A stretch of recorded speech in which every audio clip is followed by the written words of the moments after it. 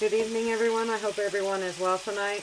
I'm making fajitas, and right now I have been caramelizing red, orange, and yellow bell peppers, along with onion, and I have set it in the middle, and I have some cooking olive oil here that I have gotten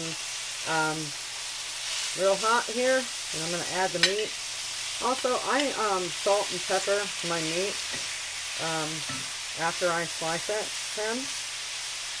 So we're just going to cook that on this half.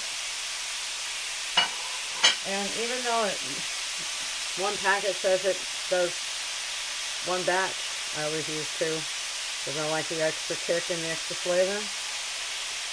And I have some flour tortillas, some Mexican shredded cheese, and some sour cream to go on this when it's all finished. So we're just going to give that a good stir. Try to cook it down a little bit before I add the seasoning. About halfway, actually. And I don't use all the recommended water. And I prefer it in a cast iron pan. And I might get some flack for this, but actually my favorite fajitas are made with venison. The gaminess of venison is just so good with fajita seasoning. So just keep that in mind. I don't think you can purchase that in the store, but if you happen to be a person who lives off the land or lives subsistentially, this would be a good meal. Like I said, I try to caramelize everything. And I'll add a little bit of water just to thicken it, just a little bit. Make sure I get all that meat in there.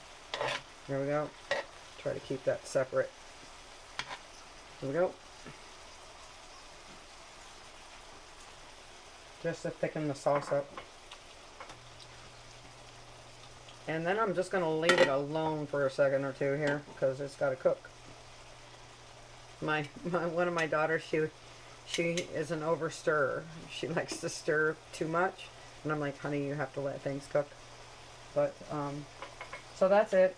I just use 2 packets of fajitas.